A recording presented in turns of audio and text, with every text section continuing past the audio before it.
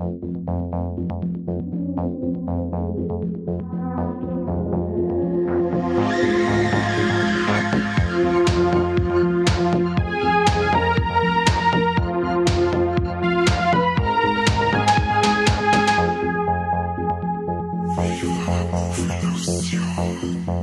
guten Tag zu einer neuen Folge Viva la Movielusion, der sexyste Podcast, den es gibt. Heute ist wieder mal Steady-inklusiv, denn wir reden über Godzilla und Kong, The New Empire, und da das eine Fortsetzung ist, wird nur derjenige, bei dem die Schäkel locker sitzen, in den Genuss kämen, unseren geistigen Schwall über dieses glorreiche Actionkino sich anhören zu können. Mit dabei seid der Corby, weil der nämlich auch so sexuell war, dass er mit mir ins Kino gegangen ist, um den Film zu schauen. Hi Corby. Hi. Also ich frage mich gerade schon, was Schäkel sind und wieso das sexuell war, dass wir im Kino waren. Du weißt ganz genau, warum das sexuell war, als wir im Kino waren. Aber das werden wir auch erst während der Folge breit treten, das Thema. Alle, die jetzt knickert sind, dass sie uns in ein Gate schmeißen, die werden niemals erfahren, was Sexuelles im Kino bei Godzilla vs. Kong im Citydom Straubing passiert ist und ob vielleicht eine dritte Person involviert war. Das interessiert aber ehrlich gesagt keinen, oder? Ich glaube schon. Naja. Das ist wie bei uns im Stream, was geheißen hat, macht das Spiel kleiner und euch größer. Die wollen uns sehen, die wollen uns in Action sehen. Okay, also actionreich war das ehrlich gesagt gar nicht, der Kinobesuch. Aber dafür der Film.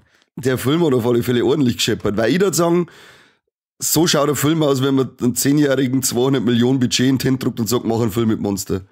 Ja, und ich habe das Gefühl, sie hören uns zu. Also letztes Mal, wo wir über Godzilla vs. Kong gesprochen haben, da haben wir ja auch schon wir haben ja des Öfteren schon gesagt, es war ja besser, wenn die Menschen mehr in den Hintergrund rücken und einfach mal ihr Goschen halten.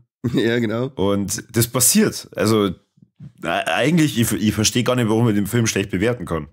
Ja, nicht. Also, der hat eigentlich genau das, was man sich jetzt seit Godzilla King of Monsters gewünscht hat. Weniger Menschen, mehr Klopperei. Genau.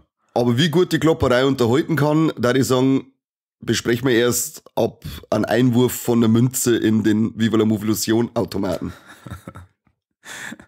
Du hast überhaupt keine Lust, dass du die Leute nur ein bisschen geil machst, oder? Du merkst nach 2 Minuten schon.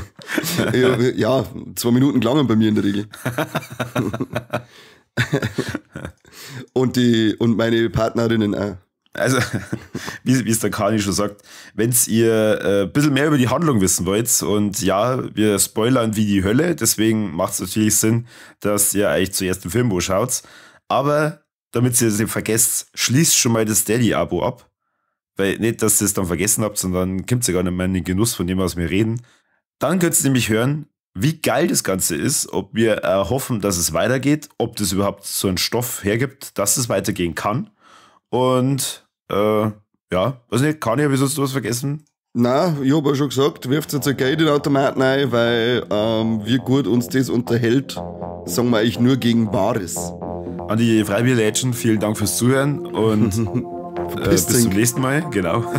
Mein Gott, du bist echt schlimm. Was? Die ganze Folge könnt ihr exklusiv auf Steady hören. Also ab auf Viva la Movielusion bei Steady, Abo abschließen und die ganze Folge genießen.